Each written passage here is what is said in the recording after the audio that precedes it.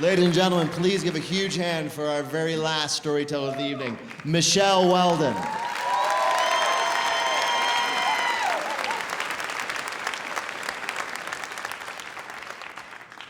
My friend Lisa calls me a psychic junkie. It comes from the time I had my palm read at 42nd and Broadway by a woman holding a sign that said psychic readings. It was in the middle of this hurricane-force rainstorm, and she shouted after me that she was now offering a weather discount. So I paid her $20 instead of the usual $40. It's not that I have to know what the future holds, but it would be nice, right? I imagine outcomes from every situation, and I have to say that if it involves any of my 3 boys, I always imagine the worst. I think most mothers do. It's a Saturday in January 2011, and I am doing what I do every Saturday between November and March and have for the last 9 years. I'm watching my sons in high school wrestling. My boys, Weldon, Brendan, and Colin, are alpha males. They're super competitive, hyper athletic. I think it skips a generation. They walk around the house shirtless, flexing, threatening each other with a takedown or a chokehold for the car keys or the last piece of chicken. It's a big tournament at the high school, and Colin's in his junior year on varsity, wrestling 135 pounds. He's having a good season. He pins the kid his first match in the morning. Now it's noon, and he's up against a ranked wrestler. He's no better than Colin, really. It's just going to be a good match. So I'm doing what I always do. I'm kneeling, videotaping at the sidelines about 30 feet from the center of the mat, and I'm screaming, "Go Colin!" every 3 seconds. About a minute into the first period, the other wrestler takes Colin down and slams him backside. His head takes all the impact. There is this thud, loud, thick, and solid, like a sandbag on the shore, and he goes limp. He's out. It takes every ounce of strength I have to stay put. I want to rush the mat. I want to give him CPR. I want to hold him in my arms. This is my boy. He's not moving. Not a muscle. Not a hair. He's not moving. All of my peripheral vision is erased. It's gone black into the circle around him where 2 trainers are working on him, trying to resuscitate him with circular motions to his sternum. He's not moving. My head and my chest are in gasoline flames. In my gypsy mind's eye, I see him, paralyzed. I see him 30 years down the road in a wheelchair, and I'm pushing him.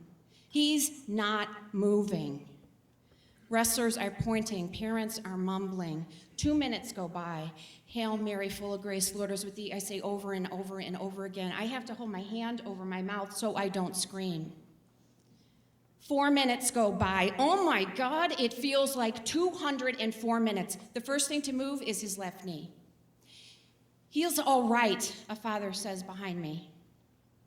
Colin stands, he stumbles, he's dazed. The field house erupts in applause.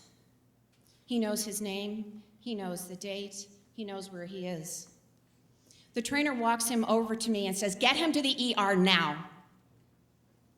I scoop up his headgear, his sweatpants, his coat, and his water bottle. I drive calmly and deliberately to the hospital. I am good in crisis. I have had enough of them. I have been raising the boys alone since they were 6, 4, and 1. We have been in a lot of emergency rooms. The time a Doberman bit Colin on his face when he was 1. The time Brendan nearly severed his index finger in shop class. The time Brendan made Colin swallow nickels. Last Tuesday, when Colin had MRSA in his knee. It does no good to be emotional. You have to stay calm. You need them to like you, so they treat your child well. You are calm and polite even when the nurse moves glacier slow, even when the doctor is 12.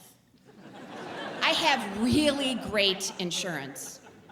So we are in the curtained off area of the ER, and Colin is pacing. He's aggressive, he's hostile, he's swearing at me. It is so unlike him. And then I remember from a website or an article or CSI or, God forbid, Grey's Anatomy, that sometimes with a serious brain injury, you have a sudden change in personality. I turn my back to Colin and quietly say as much to the doctor. Colin, do you think you're acting differently? He says. I could have won, Colin says. For the next month and a half, we go twice a week to the concussion specialist, where they give Colin a series of assessments on his recovery. Say the months of the year beginning in August backwards. April, Colin says. Repeat these words: baby, bathtub, ankle. He can't. I don't flinch, I don't run out of the room, I don't cry, I don't choke the doctor. He gets better. He gets on the honor roll, he takes the ACT, he's going to the University of Iowa in the fall.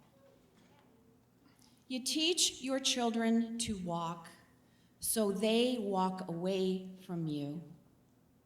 It doesn't take a gypsy to tell my boys, I never will.